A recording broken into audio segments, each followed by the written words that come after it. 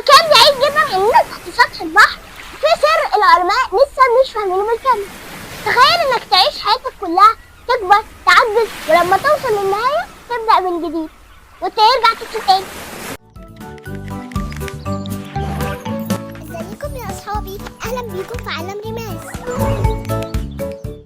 مش خيال، ده كان حقيقي اسمه تروبوسايت مورين. القنديل ده بيعيش في البحار الدافية، خصوصا في البحر المتوسط وبعض مناطق المحيط الأطلسي. تخيل حجمه قد ايه، اصغر من ضفرك تقريبا، يعني ممكن يعدي قدامك وما تشوفوش. طب لونه ايه؟ لونه شفاف زي ما يكون شبح مائي، وفيه لمعة خفيفة كأنه نور حي.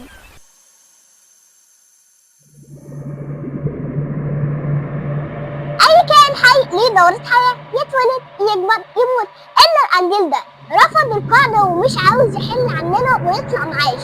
لما يحس بالخطر او يجوع او حتى يكبر في السن يحصل شيء مرعب، جسمه كله بيرجع يتحول لخلايا بدائية ويرجع تاني طفل صغير. العملية دي اسمها ترانس ديفرنتيشن او التحول العكسي للخلايا. ببساطة الخلايا اللي في جسمه بتغير وظيفتها،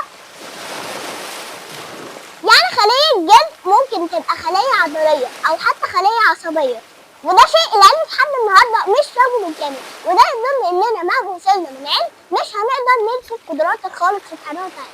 طب بياكل إيه بقى الكتكوت الصغير ده؟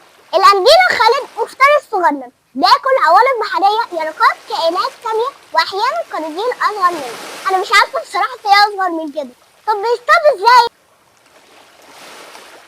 مجرد ما الفريسة تلمسها تتحقن بسم خفيف ويتشل حركتها، وألف هنا على قلب سعادتك. الكائن ده عنده طريقتين للحياة، مرحلة ثابتة وتسمى مرحلة البولب، اللي هي نبات صغير متألق بالصخر، مرحلة حارة وتسمى مرحلة القنديل اللي بنشوفها في البحر. والغريب إن ممكن يرجع من المرحلة التانية للأولى تاني، يعني مش بس بيهرب من الموت، ده بيرجع لنقطة البداية خالص. خلينا نقارنه بكائن ذكي جدا زي الأخطبوط، عبقري، عنده ذاكرة، بيعرف يحل مشاكل، لكن بيموت بعد فترة قصيرة. القنديل غبي جدا، مفيش مخ تقريبا، لكن ممكن يعيش للأبد. طب مين فيهم أقوى، الذكاء ولا التحكم في الزمن؟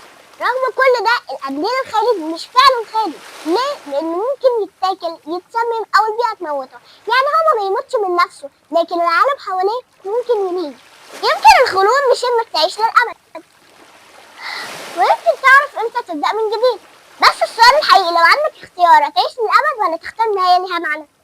قبل ما الفيديو يخلص دوس لايك وشير لعالم ريماس، واعمل متابعة عشان توصلك قصة الحاجات اللي بتحبها من أول مرة تعمل لحد دلوقتي. صلوا على النبي.